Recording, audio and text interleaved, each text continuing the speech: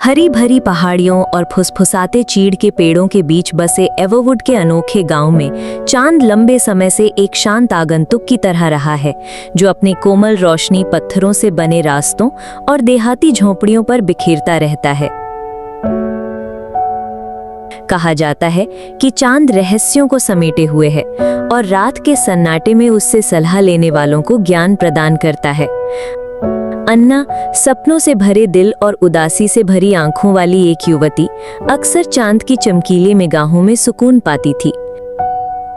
जिंदगी ने अन्ना को कई चुनौतियों का सामना कराया था, जिससे वो खुद को बेसहारा महसूस करती थी। किसी प्रियजन का जाना, अपने भविष्य को लेकर अनिश्चितताएं और एक ऐसा आत्मसंदेह जिसने उसके दिनों को धुंधला कर दिया था। हर शाम जब गांव अपनी रात की नींद में डूब जाता, अन्ना चांद के शांत ज्ञान की तलाश में एवोवुड के ठीक आगे पहाड़ी पर चली जाती। यहाँ प्रकृति के शांतिपूर्ण आलिंगन में उसे आज़ादी और जुड़ाव का एहसास होता था।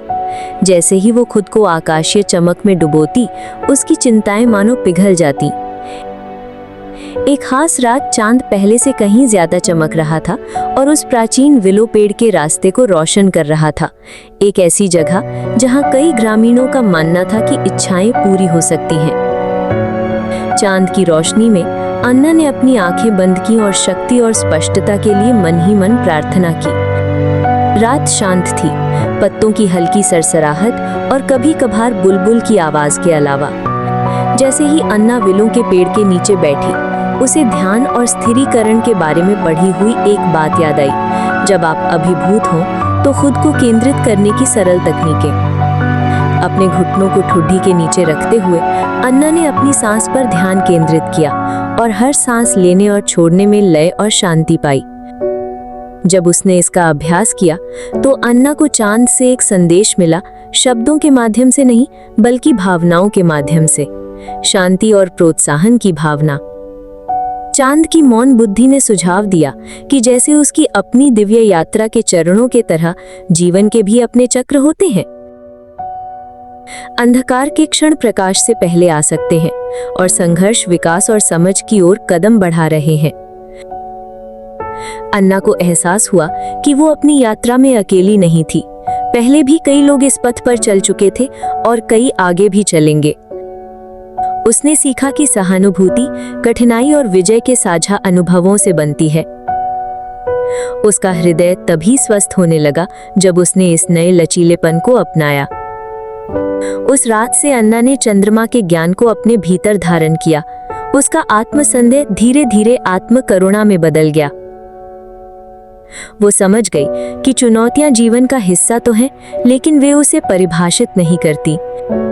चंद्रमा की हर कला उसे आकाश में हो रहे सुंदर, धैर्यपूर्ण परिवर्तन की याद दिलाती थी। अन्ना की शामें आत्मनिरीक्षण और कृतज्ञता के क्षण बन गई, जहां वो अपनी भावनाओं के उतार चढ़ाव पर भरोसा करना सीखती थी, जैसे चंद्रमा द्वारा निर्देशित ज्वार भाटे। संघर्ष और सांत्वना के बीच इस जैसे सौम्य नृत्य में अन्ना ने अपनी शक्ति और साहस को नए सिरे से खोजा और चंद्रमा द्वारा उसे प्रदान की गई शांत बुद्धि के लिए हमेशा आभारी रही। चंद्रमा के सौम्य प्रभाव से प्रेरित उसकी कहानी गांव वालों में फैल गई और हर कोई उसकी चमकीली शिक्षाओं से अपना जुड़ाव महसूस करने लगा। एवोवुड ने इस विचार को अपनाया कि ज्ञान एक शांत शक्ति है, जो सुनने के लिए समय निकालने वालों का धीरे से मार्गदर्शन करती है। और इस तरह हर कोई अपना शांतिपूर्ण मार्ग खोज सकता था, जो चंद्रमा के शांत ज्ञान के तले हमेशा प्रकाशित हो जाता था। क्या आपने भी कभी चांद से बातें की हैं? मुझे कमेंट्स में जरूर बताना। अगर कहानी दिल को छू गए हो तो लाइक करो, शेयर करो और सब्सक्राइब करना मत भूलना।